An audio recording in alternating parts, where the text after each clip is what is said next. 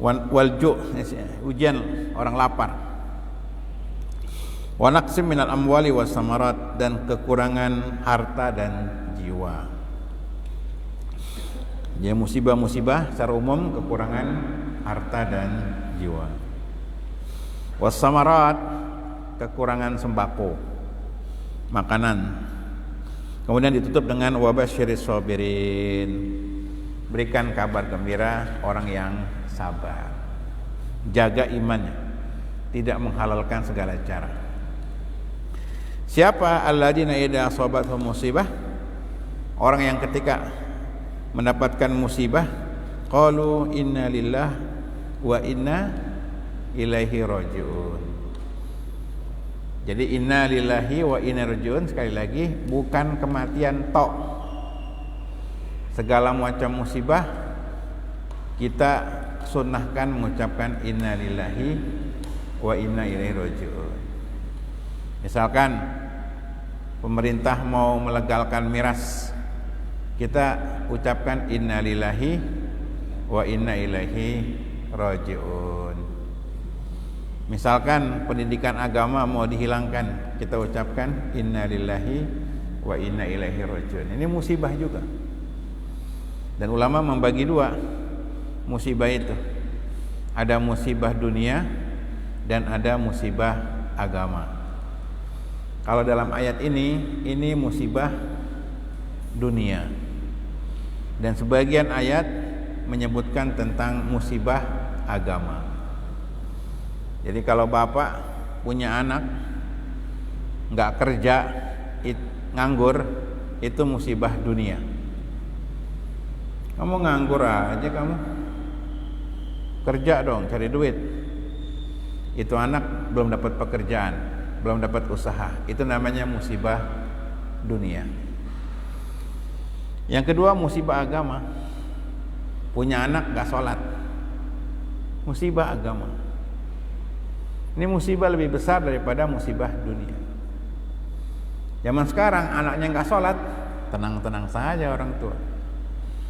Tapi anaknya nganggur, cerewetnya luar biasa emaknya. Lu bukan kerja lu, gitu. Ya kan? Padahal yang utama itu taat.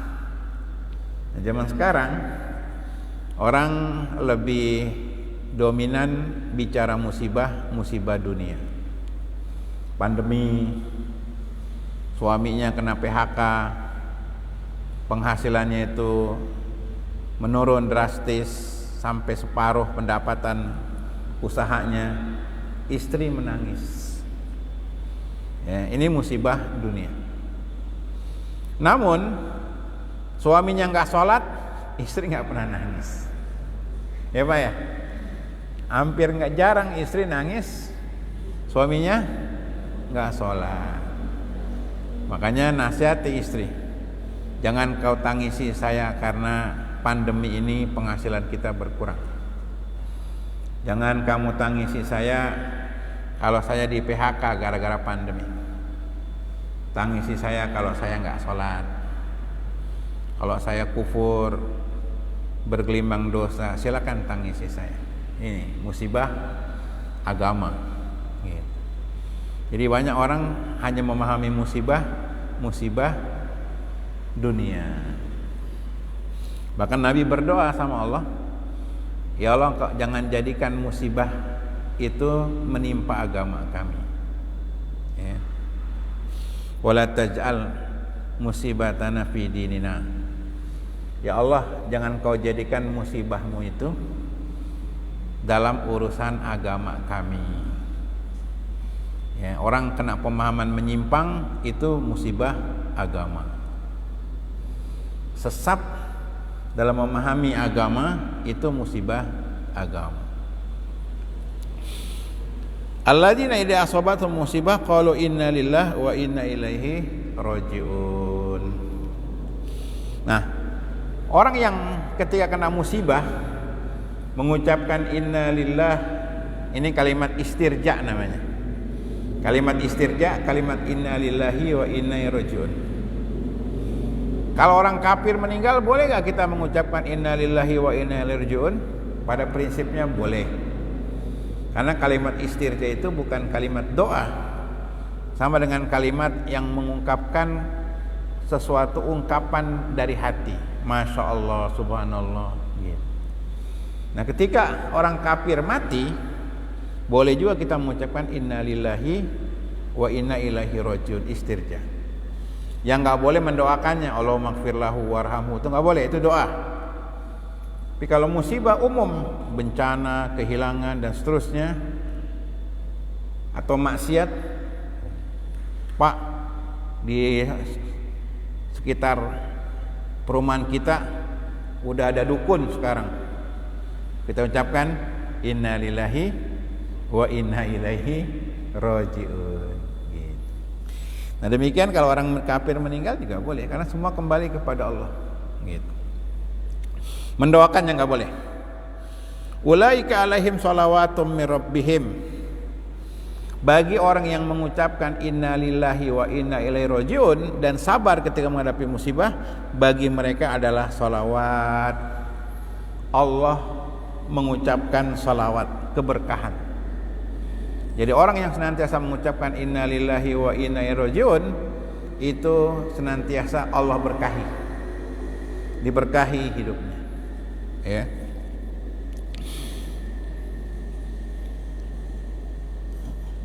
Ulaika alaihim salawatum mir rabbihim wa rahmah. Yang kedua, mereka dapat rahmat. Wa ulaika humul muhtadun, dan mereka adalah orang-orang yang dapat hidayah. Jadi ada 3 keutamaan sabar dalam ayat ini. Pertama, dapat salawat dari Allah. Allah berikan doa keberkahan bagi orang yang sabar mengucapkan inna lillahi wa inna ilaihi rajiun. Jadi biasakan kalau ada yang kehilangan, handphone hilang, apalagi kendaraan hilang, dompet hilang, kecopetan, ucapkan inna lillahi wa inna ilaihi rajiun. Kemudian dapat rahmat, kasih sayang, dan yang terakhir muhtadun, dapat petunjuk. Karena banyak orang kena musibah justru berbuat yang haram, stres, datang ke diskotik, ya kan, datang ke tempat maksiat. Makanya sejarah tempat maksiat, hiburan dibikin oleh orang kafir. Orang beriman kena musibah datang ke masjid, ya, ibadah, tenang. Ini masjid itu seperti itu. Makanya kalau bisa memang masjid tidak dikunci, karena kita ketika menghadapi musibah itu butuh tempat-tempat yang bisa menenteramkan jiwa kita. Berapa masjid itu ya nggak dikunci ya waktu sebelum pandemi ya, seperti Masjid As-Salam tuh, Jaka Sampurna, itu nggak dikunci.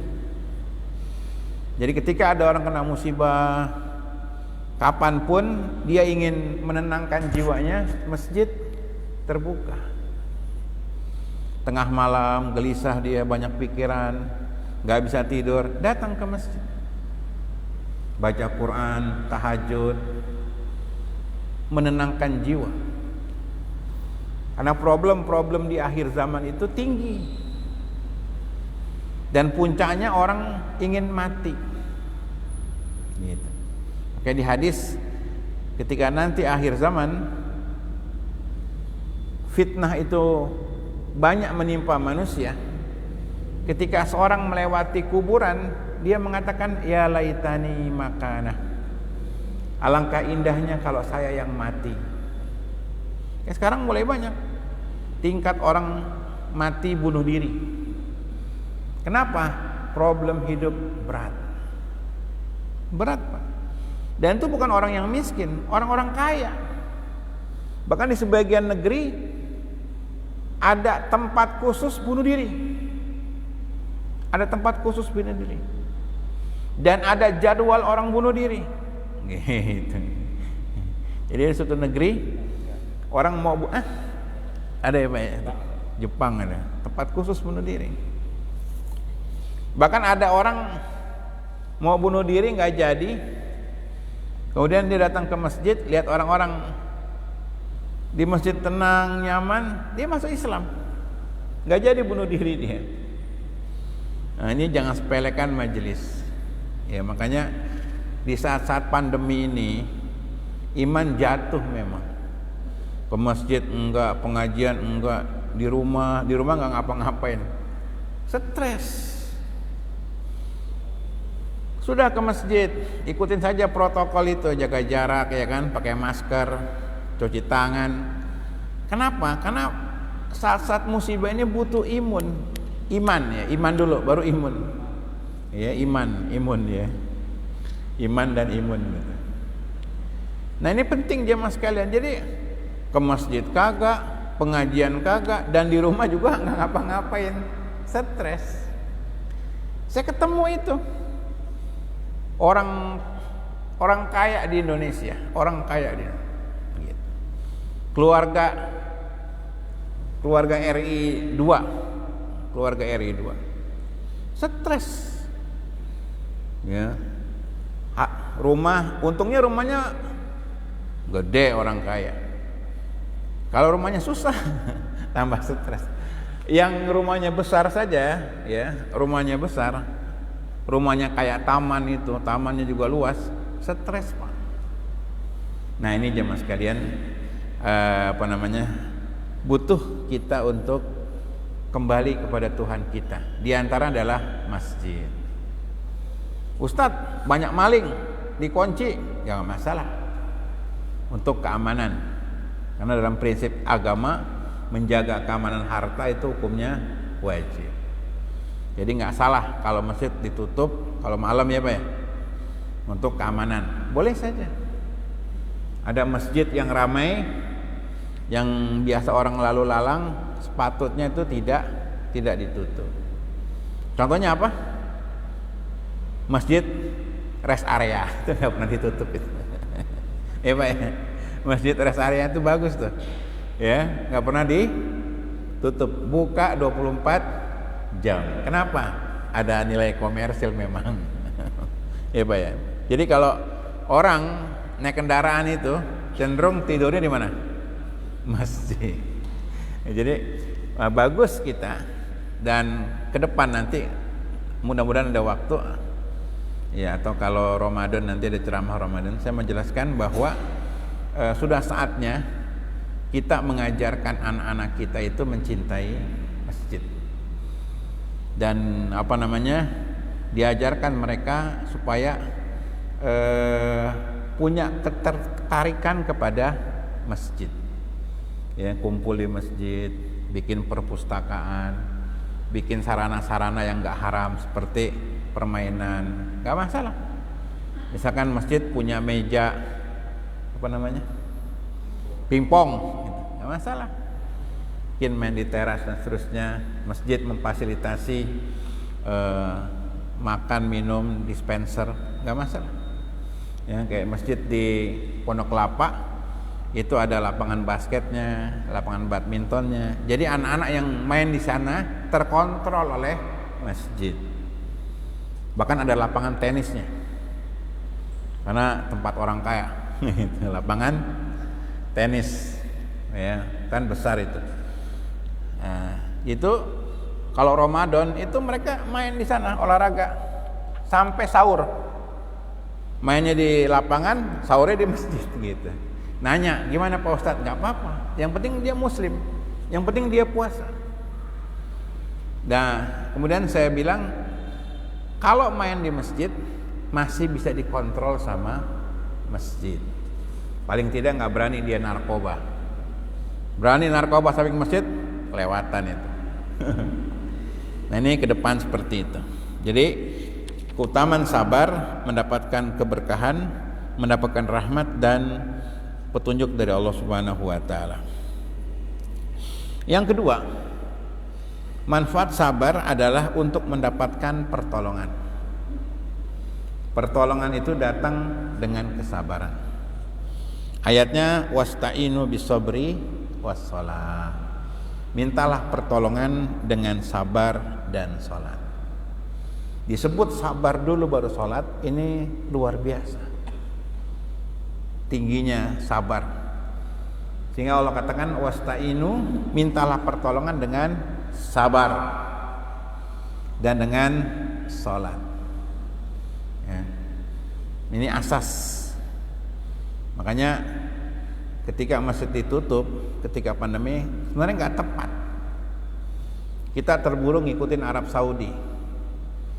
Ulama-ulama Timur Tengah khususnya Yaman itu ketawain juga itu. Kenapa ditutup? Justru ayatnya wasta'inu bisabri wassalah. Tinggal jaga jarak saja, nggak usah ditutup masjidnya. Nah kita setahun yang lalu tutup. Padahal yang mati baru 50. Tutup. Jumatan nggak boleh.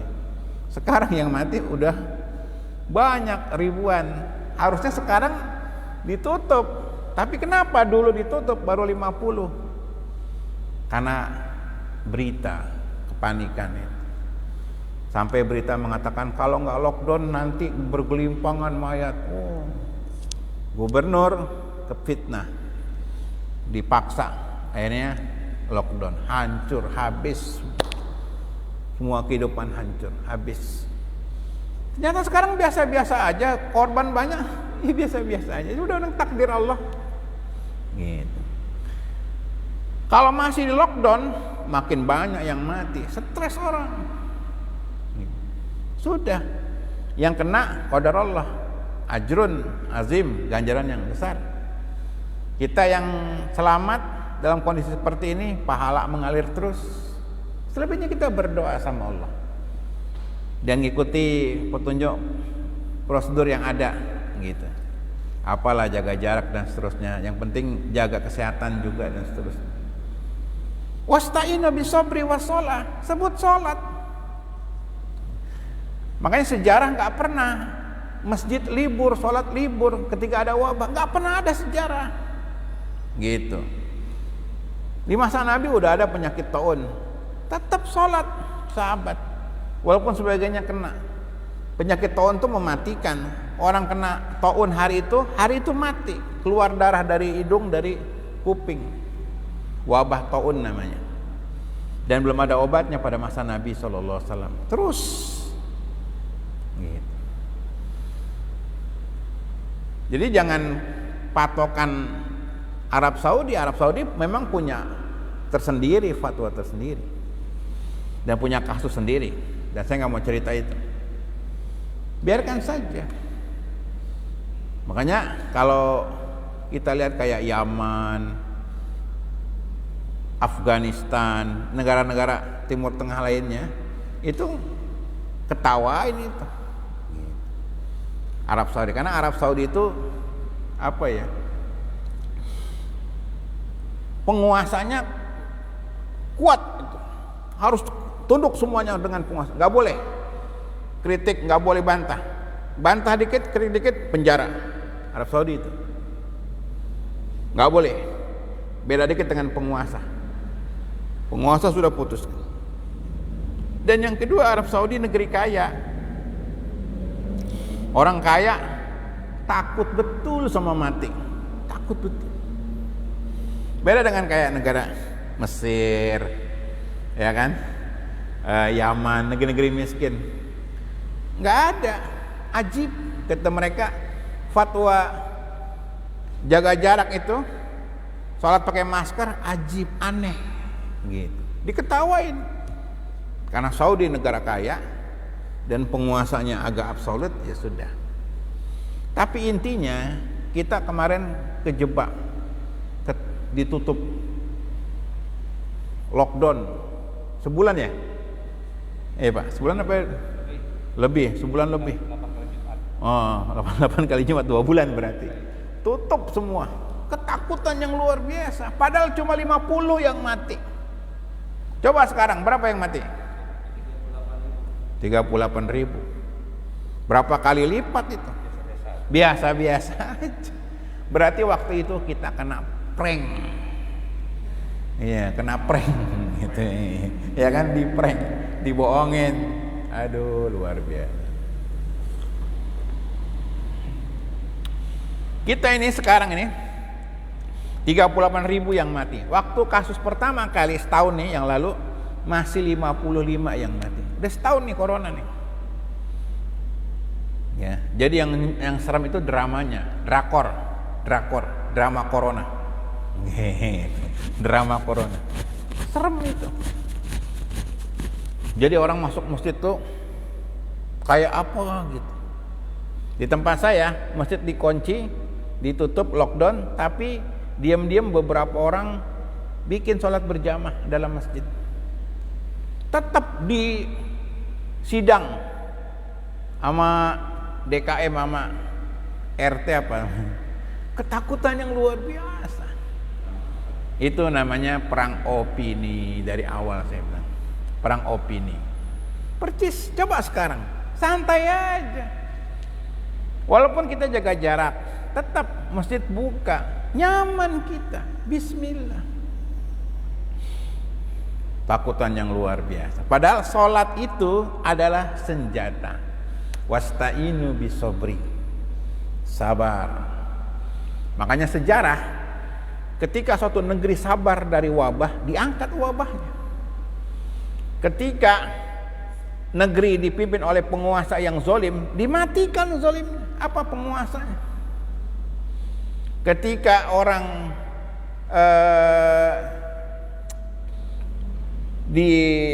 ditindas, sabar, Allah pasti berikan pertolongan. Sabar. Ya. Ada orang punya tetangga nggak benar, dia sabar, mati tetangganya, mati. Hati-hati dengan orang yang sabar. Dia nggak melawan, tapi dia berdoa. Ya Rob, saya punya tetangga ini zolim begini-begini. Allah balas kezoliman itu. Demikian di kantor, di pasar, banyak orang-orang yang terzalimi. Dia diam, sabar, dia bermunajat kepada Robnya. Hati-hati dengan yang sabar. Dan banyak penjahat itu, orang-orang yang penguasa, diazab oleh Allah, doa orang-orang yang sabar. Keadilan, gitu. Banyak bang, orang-orang yang hebat, penguasa, pejabat, dia punya hukum, tersiksa,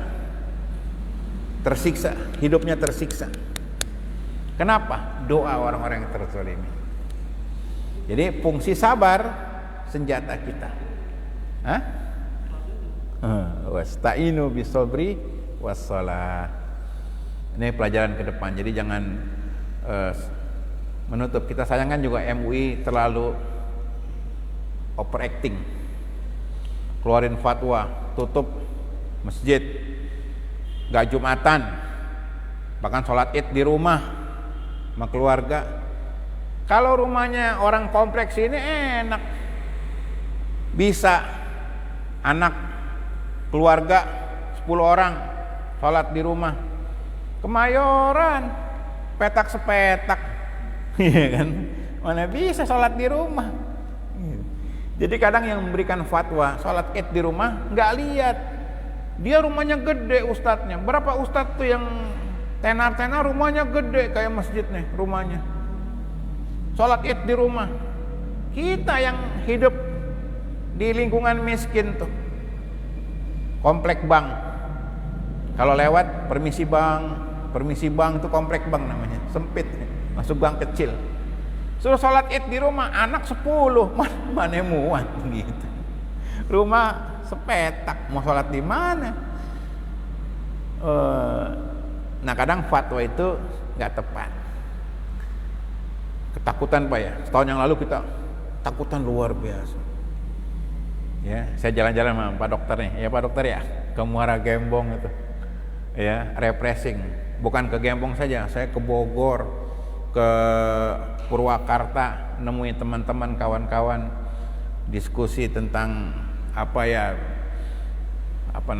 cari tambahan lah, namanya pandemi kan, semua ketakutan, kita butuh makan, saya nyaloin tanah, nyaloin rumah, yang penting jalan. Tetangga saya persis sebelah rumah, nggak pernah keluar, jemur tiap pagi tuh, kena juga suami istri itu. Karena ini misteri, musibah itu misteri. Kita tetap preventif, ya kan? Jaga jarak, apalah yang sekarang ini. Tapi tetap ini musibah, bukan matematika. Musibah itu Allah yang tentukan, kena juga. Alhamdulillah sehat gitu. Pak Ustadz, saya kena nih, ya nggak apa-apa Pak gitu. Berapa tetangga saya di gang saya itu kena tuh. Saya bilang tenang aja Pak, dibawa enak aja, baik, alhamdulillah, gitu. Nah jadi kita ini musibah tuh, dunia, ketakutan yang luar biasa. Sampai orang sholat dilaporin, sampai saya dilaporin sholat ke kecamatan tuh. Masjid saya tetap buka di Kemayoran. Didatangi Satpol PP, dan saya cerita dulu. Akhirnya saya datang nemuin camatnya, saya ngomong, ditutup masjid saya, lebih parah. Karena lingkungan saya itu lingkungan zona hitam penjahat, maling situ, bandar narkoba di situ, pokoknya daerah hitam penuh dengan kejahatan. Ditutup masjid tambah rusak. Mending kena corona daripada kena narkoba, saya bilang. Iya, pilih mana Pak? Corona apa narkoba? Mending kena corona. Kena corona Wisma Atlet 14 hari dirawat, makan nasi padang sehari 3 kali. Wifi gratis, kamar gratis, pulang dapat sembako, dapat duit 5 juta. Pada daftar. Saya corona dah. Orang susah, rumahnya nggak ada AC, di Wisma Atlet pakai AC. Gitu.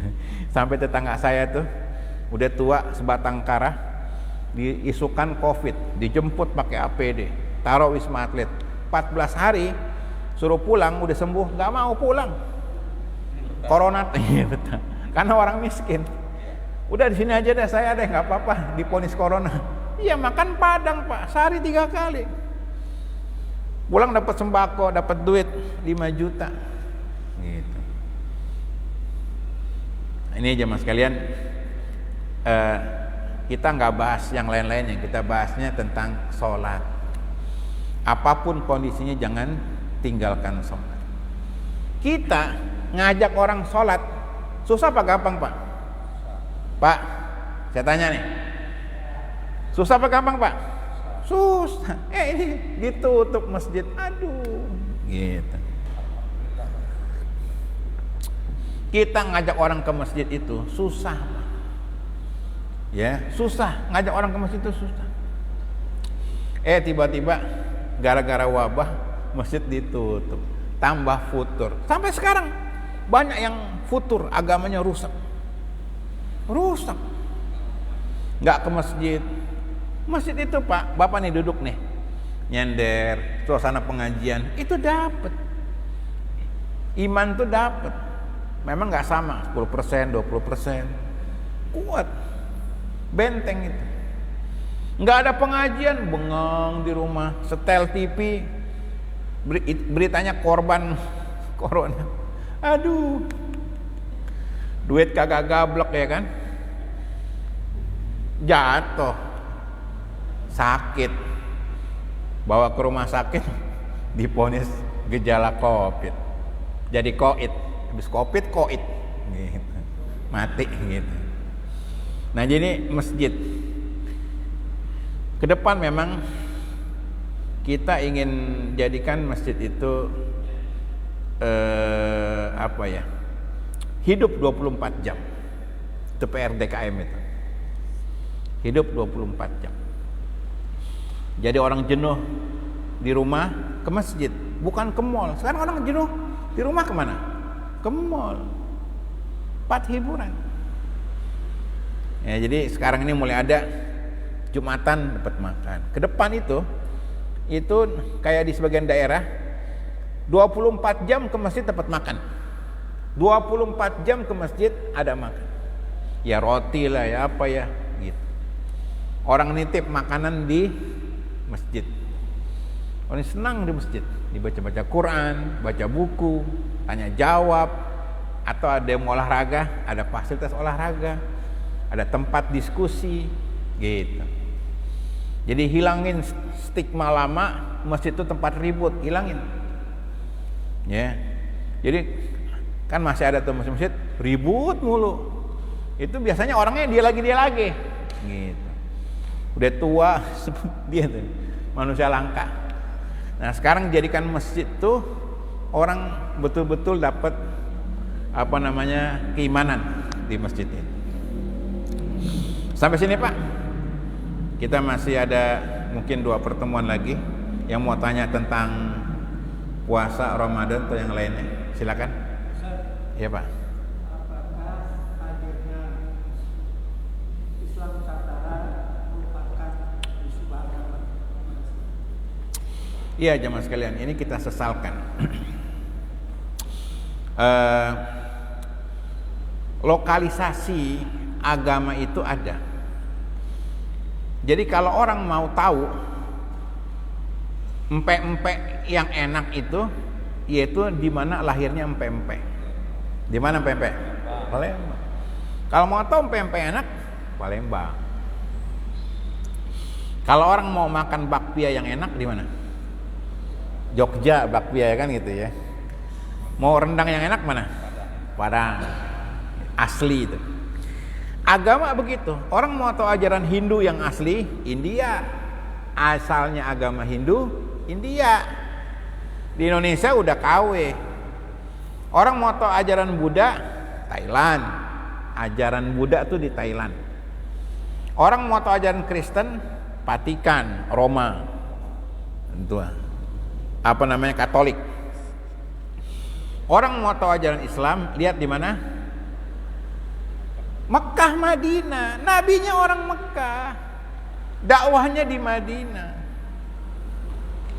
Nah, istilah Islam Nusantara itu dibuat supaya Islam kita aja, nggak usah ikut sana. Ini salah, nggak bisa. Iya, Qurannya bahasa Arab, jadi Nusantara. Dan sebenarnya bukan juga Nusantara, Jawa. Fair aja ya, Jawa.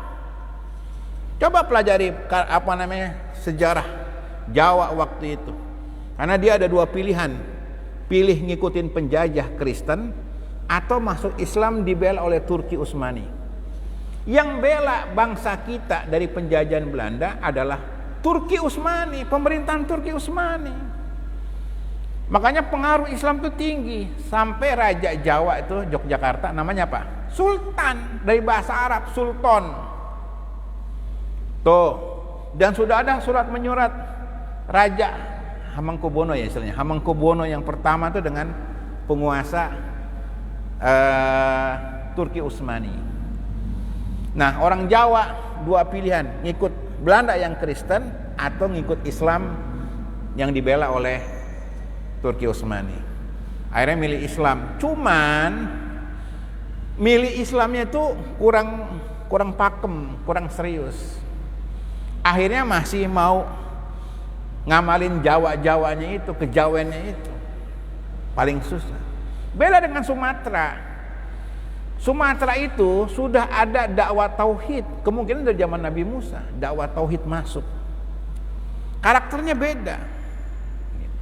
Saya nggak beda-bedain ini Bapak nanti baca sendiri di beberapa referensi tentang sejarah kebudayaan suatu negeri. Itu pengaruh memang. Nah, tapi nggak semua Jawa ya. Jadi Islam Nusantara nggak semua Nusantara begitu. Saya temui beberapa masyarakat di Sulawesi, di Sumatera, kemudian di Kalimantan nggak setuju. Fair aja, nggak usah nama Islam Nusantara, Islam Jawa, gitu. Seolah-olah mewakili Nusantara. Tidak semua Nusantara begitu. Itu dia istilahnya. Makanya Islam Nusantara ini sebenarnya orang-orang Jawa yang nggak mau ninggalin ajaran Jawanya, ya harusnya kita Islam, ya udah Islam. Dia mau pakai kejawennya itu, ajaran yang masih ada Hindunya, Budanya, kejawennya, gitu. Makanya dibikinlah belangkon buat sholat. Secara hukum nggak masalah, belangkon. Tapi kenapa mesti Jawanya yang ditampilin.